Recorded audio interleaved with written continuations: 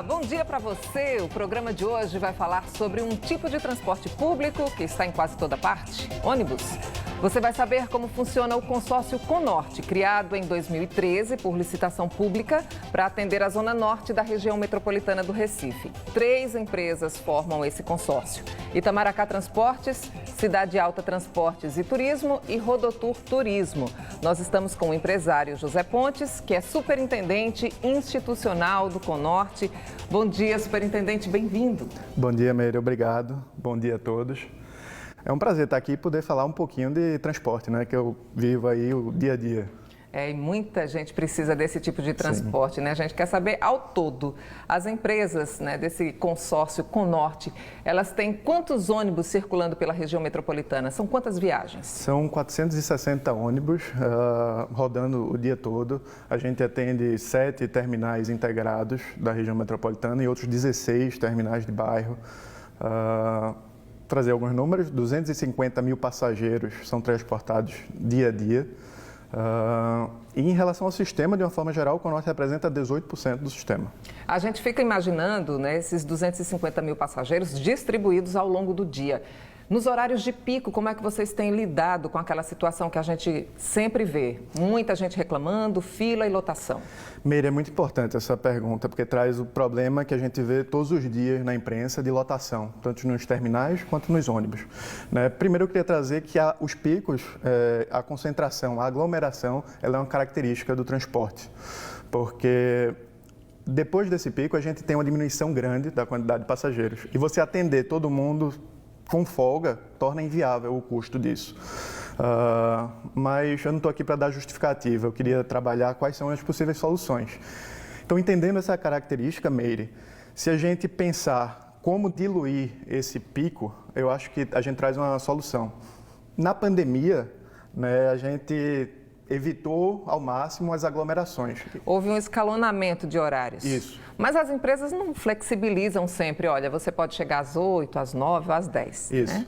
A gente teve, inclusive, um empresário aqui de Pernambuco que escreveu um artigo sobre a diluição, e aí é bastante interessante, mas se a gente conseguisse conversar com os setores para fazer isso, as escolas, a educação, por exemplo, passar de 7 para as 8 horas, o comércio começar um pouquinho mais tarde e ir até mais tarde, porque você pode, a pessoa que está largando pode aproveitar ali para fazer suas compras, a gente promove a diluição desse pico. Então, só para colocar em exemplo, o pico da manhã, que é concentrado em 1h30, se eu passar ele para ter 3 horas, basicamente eu teria metade da lotação daquele ônibus e transferir para o horário seguinte. Mas quando a gente olha essa imagem aqui, superintendente, fica difícil de organizar essa logística, porque são muitos setores da economia que vão ser preciso readaptar as suas atividades. Então, assim, será que não seria possível colocar mais ônibus naquele momento de pico e retirar ao longo do dia e voltar no final da tarde?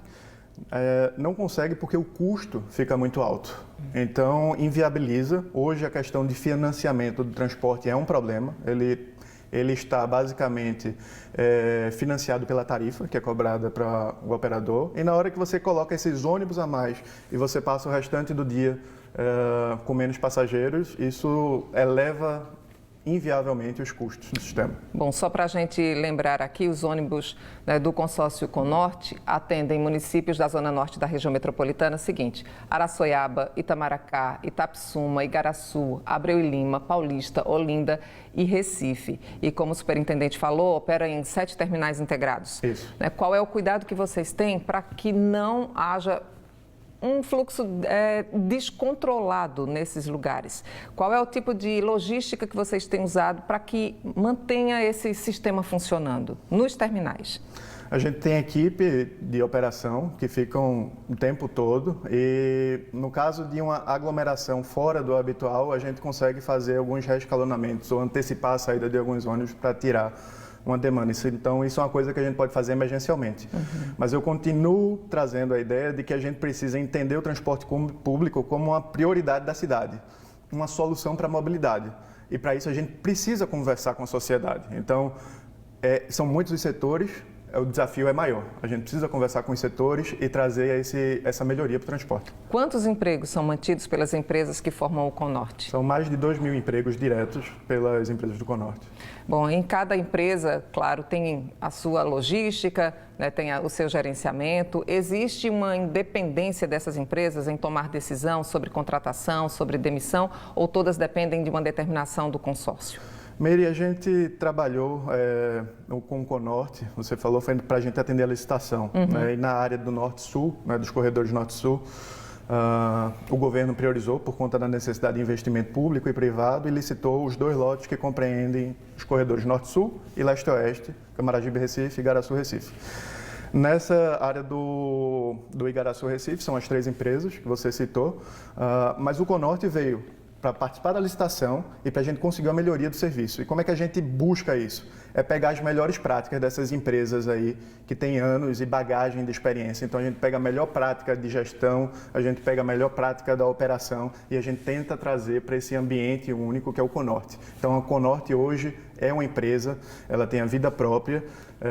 Dentro do organograma tem os representantes da empresa que ajudam na tomada de decisão, mas hoje o desafio é fazer o Conorte operar melhor. Eu falei sobre demissão e contratação porque a gente tem acompanhado muitos protestos dos rodoviários em relação à saída, né, ao desligamento dos cobradores nos ônibus. E aí uma das reclamações é que os motoristas, eles ficam sobrecarregados. É um caminho sem volta? Não vai ter mesmo mais a presença do cobrador nos ônibus? Meire, é um caminho sem volta. Hoje a gente tem todos os ônibus com bilhetagem eletrônica. O que a gente precisa fazer é fomentar a venda desse bilhete eletrônico ao invés do dinheiro em espécie.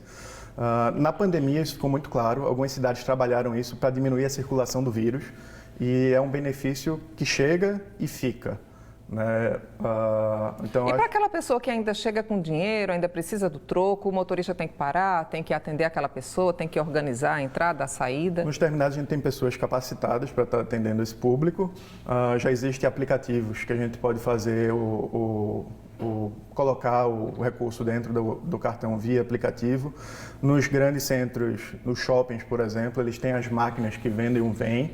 Então, a gente precisa trabalhar para a disseminação e sempre para aumentar essa disponibilidade de trazer o bilhete eletrônico. Bom, a circulação de dinheiro também incentiva a violência, assalto. Sim, vocês também sim. têm essa preocupação? Sim. Na hora que a gente tira ali a concentração de dinheiro no ônibus, ele perde ali ele tem menos dinheiro circulando, é menos arriscado, né? Ele está menos suscetível a alguém para ir roubar o carro. Superintendente, há uma informação da Associação Nacional de Transportes Públicos que diz o seguinte: a cada dia o transporte público coletivo, né, vem perdendo passageiros. Isso acontece aqui em Pernambuco ou vocês têm uma análise diferente sobre a entrada e a saída de pessoas nos ônibus? Não, Meire, acontece. A gente teve o pico do transporte público em 2013 e a partir de 2013 a gente foi perdendo passageiro até a pandemia. Então essa queda, ela foi contínua, referente a diversos fatores. Aí eu trago a própria lotação dos ônibus, o índice de conforto, a segurança, são fatores que oneram, o preço da passagem também. E na pandemia, além dessa queda que a gente tinha, a gente passou por um momento bastante complicado. Hoje, a gente não retomou aquele passageiro de antes da pandemia, de 2019, né, do início de 2020. Ou seja, hoje o nosso passageiro está em torno de 70% do passageiro pré-pandemia. E a nossa oferta de ônibus está praticamente em 100% dos ônibus. A gente fica imaginando essa comparação porque como a gente pode entender essa redução no número de passageiros? Porque muita gente também perdeu o poder aquisitivo, muita gente ficou desempregada, reduziu o nível, o padrão de vida mesmo, vendeu o carro e voltou a andar de transporte público. Não é uma conta que se equipara, não? Não entendi. Porque, por exemplo, você tinha um carro, você precisou vender o carro. Sim. Porque não tem mais condições de botar o combustível, então passou para o ônibus. Muita gente também anda de bicicleta, mas tem a bicicleta e tem o transporte coletivo. Isso não equipara, não, porque quando a gente pensa em diminuição do número de passageiros, a gente diz, foi embora o passageiro de ônibus, mas tem essa outra parte que fica compensando o número. Meire, infelizmente, hoje, quem anda de ônibus é quem não consegue sair do ônibus. Então, migra para moto, migra para uma carona e sai do transporte público. E isso vai muito da política pública para o transporte. A priorização que não se tem, a forma de financiamento do sistema, e isso afasta as pessoas do transporte público.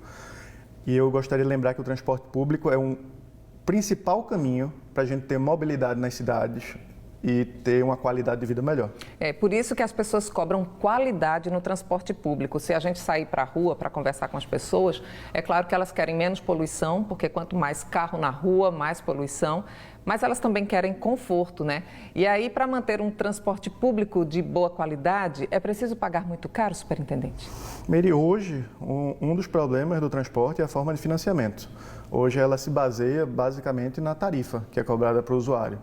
E quando eu falo isso, além de todos os custos que compõem o sistema, diesel, folha de pagamento, insumos, o salário, os salários, isso tudo está carregado no preço da tarifa. Quanto custa manter um ônibus circulando em boas condições? Difícil fazer essa conta, né? Um número exato. Não, tudo bem. Mas, além de todo esse custo, né, no transporte, a gente tem ainda as políticas sociais, que são direitos garantidos do cidadão, né? Então, o idoso, o estudante, os deficientes, eles também têm acesso ao sistema e, infelizmente, esse custo pesa na tarifa quando não deveria pesar. Isso são direitos, né, alguns federais, outros estaduais, mas que deveriam ser aportados pelo Estado. E hoje oneram quem está pagando a passagem, né? Então, isso é uma incongruência no valor do transporte público. O senhor falou agora há pouco sobre a pandemia. A pandemia, ela prejudicou muito esse transporte público, e agora como é esse momento que vocês estão vivendo? Meire, sim, prejudicou. O início, a gente tinha pouca informação, ainda não tinha as políticas de preservação dos empregos, então foi um momento caótico. Mas aqui em Pernambuco, o governo enxergou o problema do transporte público. Enxergou que para continuar o transporte público funcionando, ele precisaria injetar dinheiro.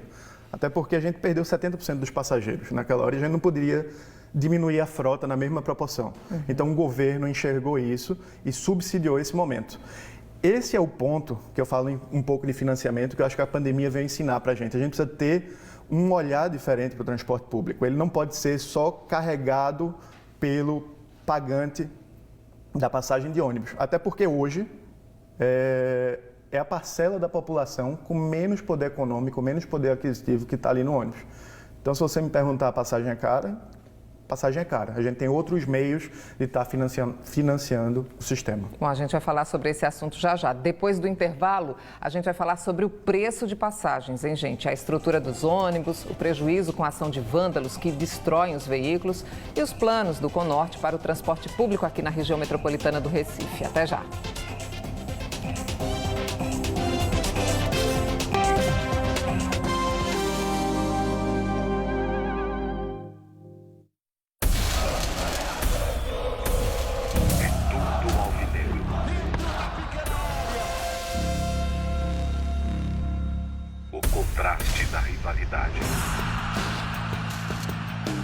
Santos e Corinthians. Domingo, 15 para as 4 da tarde. Paulistão 2023. É dia de clássico. Na Record TV. Preto e branco é clássico. Voltei, Recife! O maior carnaval em linha reta do mundo enfim voltou. Tomou conta da cidade todinha. Muita gente daqui de fora fez a festa acontecer. Botou a economia pra girar. Durante os dias de folia, nosso bloco foi pra rua. E junto com cada folião que trouxe sua alegria, fez o melhor de todos os carnavais. O Recife inteiro agradece. Ano que vem tem mais. Prefeitura da cidade. A gente sabe o que é ser brasileiro. Querer ser o melhor do mundo, virar notícia, aprender a cair e dar aula de levantar. Deu ruim? A gente tenta de novo. E de novo, porque somos todos brasileiros. Somos a Bet Nacional, a Bet da Tropa, a Bet do Vinícius Júnior, a Bet dos brasileiros.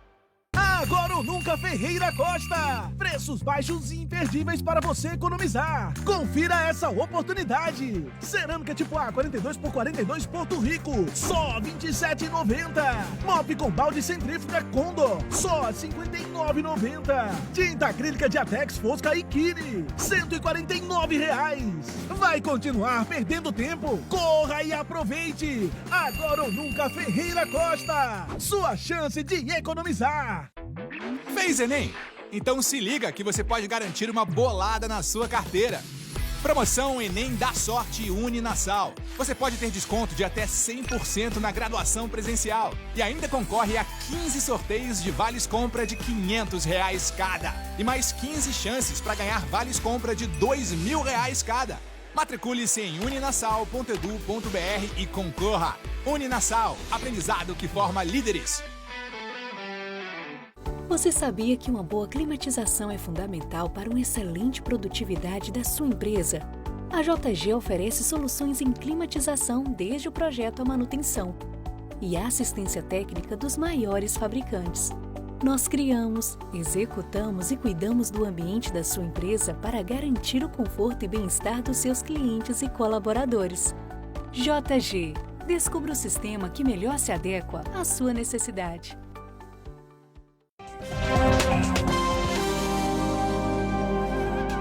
Estamos de volta com o Poder e Negócios, hoje falando sobre transporte público que circula pela região metropolitana do Recife, mais especificamente sobre o consórcio Conorte, que atende a zona norte da região metropolitana. 3 empresas de ônibus formam esse consórcio: Itamaracá Transportes, Cidade Alta Transportes e Turismo e Rodotur Turismo. Nós estamos com o empresário José Pontes, que é superintendente institucional do Conorte. Agora, vamos falar sobre preço, porque o passageiro fica com dinheirinho contado para ir e voltar usando o transporte público, né, gente? De que forma o consórcio calcula o reajuste, o percentual de reajuste das passagens? O formato que se faz para o cálculo do aumento de tarifa é uma negociação. E aí entra o poder público, e entra a sociedade, e entra os empresários. Mas a base é o custo do sistema. Quanto custa para operar aquele sistema? E a conta tem que fechar a partir daquele valor de tarifa. Então, se eu tenho a inflação, eu preciso suprir aquela inflação. Se eu tenho um aumento de custo por algum motivo, exemplo, a gente tem políticas públicas, eu quero agora oferecer ar-condicionado em todos os ônibus. Isso custa. Os seus ônibus têm ar-condicionados? Os ônibus que operam os corredores de BRT têm ar-condicionados. Tem câmeras também de monitoramento? Todos os ônibus hoje do sistema possuem câmeras de monitoramento. Geralmente são 4 câmeras ao todo nos ônibus. Isso tudo entra no custo da passagem? Isso tudo entra no custo da passagem. Todo ano a gente costuma acompanhar aquela reunião, né, de todas as empresas e também do governo para a definição de reajuste. A gente já está agora chegando fevereiro e nada. Vocês já falaram sobre isso quando vocês vão sentar para pensar no reajuste de passagem de ônibus? Ainda não tem a previsão. A gente ainda está sentindo aí grandes reflexos da pandemia. Como eu falei, o Estado aportou um valor para cobrir esse desajuste entre oferta e demanda, mas para mim é a grande oportunidade da gente pensar a tarifa de uma forma diferente. E aí a ANTP, que é a Agência Nacional de Transportes, ela traz uma solução que seria a gente dissociar a tarifa, ou seja, a gente ter uma tarifa social e uma tarifa de remuneração, ou tarifa técnica. Vamos explicar direitinho. Vamos. A tarifa social ela seria calculada com o que a população pode pagar para usar o transporte. E isso é uma definição da sociedade e da política pública. E separar isso da tarifa técnica, que é todos os custos, aquilo que eu falei antes. Então, vamos supor que a gente agora tem ou uma diminuição da tarifa que cobra ao público ou o congelamento dela, mas você tem uma tarifa técnica. E a gente precisa assegurar que a diferença disso seja aportada por alguém, no caso, o Estado. Isso quebra uma prisão que a gente vive, no sentido de qual o conforto que eu vou trazer para o transporte público. Como eu citei, se eu colocar ar-condicionado em toda a frota, isso vai trazer um aumento em cerca de 20% nos custos do sistema. O passageiro hoje não pode pagar isso. E como fechar a conta? Então, quando você faz esse tipo de política, você destrava isso. E isso funciona em São Paulo, por exemplo. Ela acabou de sair que toda a frota de São Paulo seria com veículos elétricos. Um carro normal custa por volta de 600 mil, um carro elétrico 2 milhões. É isso que o passageiro não entende. Claro que todo mundo quer conforto, né? E os empresários têm o custo e precisam também ter o lucro.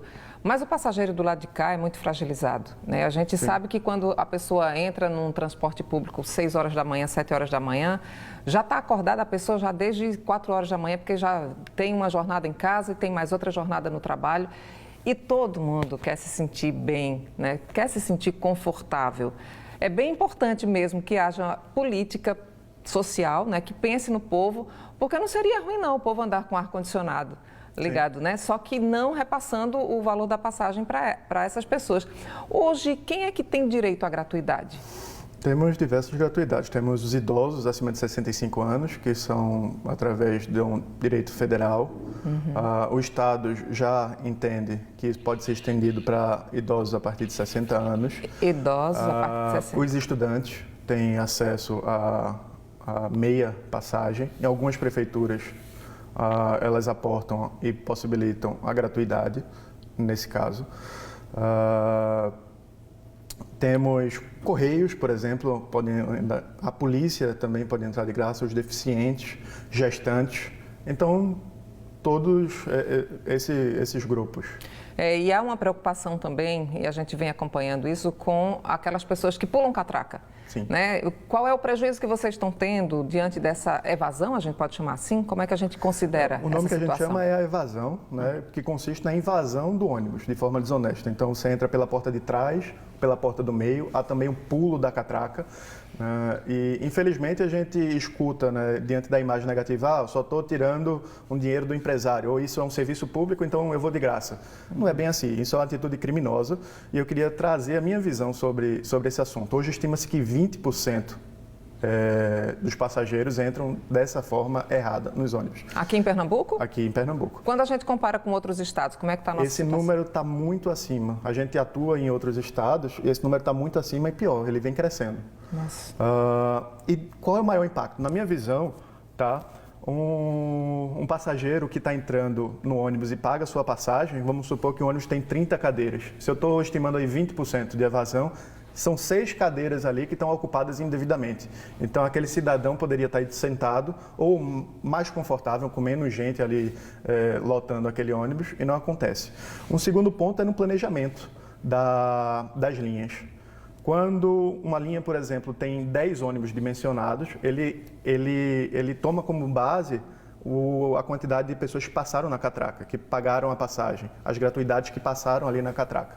Então, se eu tenho uma linha de 10 ônibus, considerando os 20%, eu deveria ter 12 ônibus e eu só tenho 10. Então, imagine agora que eu estou ainda mais lotado.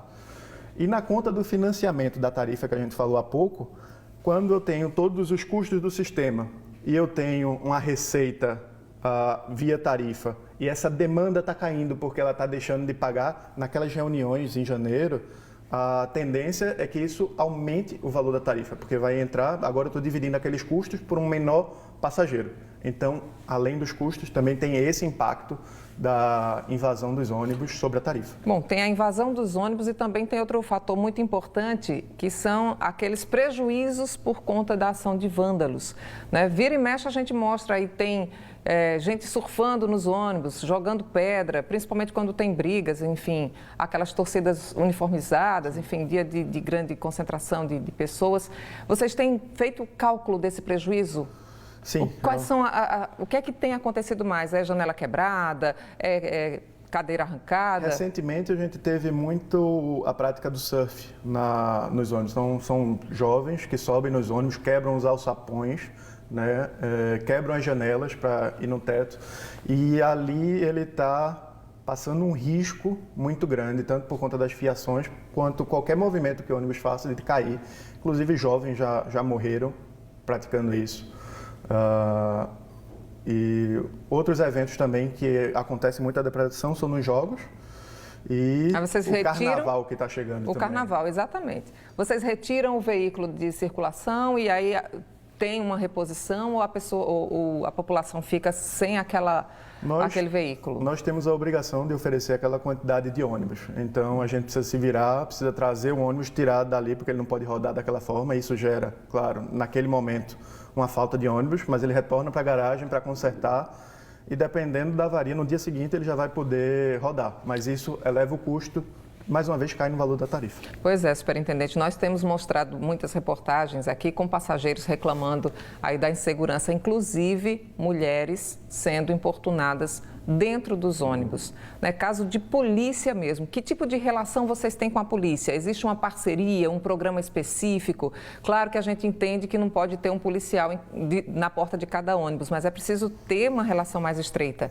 Meire, no ano passado a gente fez uma ação junto com a Secretaria da Mulher, né, junto com o governo estadual. E foi uma campanha justamente para trazer esse tema para dentro do ônibus. E felizmente a gente conseguiu extrapolar o ônibus. E a gente conseguiu falar a segurança da mulher de uma forma geral, a violência doméstica, mas isso foi veiculado nos canais de comunicação. E é a forma que a gente tem de chamar a atenção e a gente poder influenciar a sociedade a ser vigilante em relação a esse Mas o senhor aspecto. acredita que é preciso haver um programa mais específico de segurança nos terminais, né, na porta dos ônibus, nessa forma de circular no transporte público? Sim. A gente tem uma sensação de insegurança. Hoje, quando a gente fala da perda de passageiros, tem muita gente que não anda de ônibus por medo de ser assaltado, medo de entrar no ônibus. E o que eu queria trazer é que metade dos deslocamentos nas vias públicas por veículos com motores são feitos pelo transporte público, a outra metade por carros e motos. Então eu tenho uma grande parcela da população nesse transporte. E isso exige práticas específicas para que a gente consiga o resultado. Além do mais, essas pessoas que usam transporte público, elas precisam andar até uma parada de ônibus. Muitas vezes, de dia ou à noite. Na noite ainda tem a questão da iluminação pública, né? Então, precisa-se ter uma atenção especial para o transporte. Aqui em Pernambuco, a gente tem a delegacia do torcedor.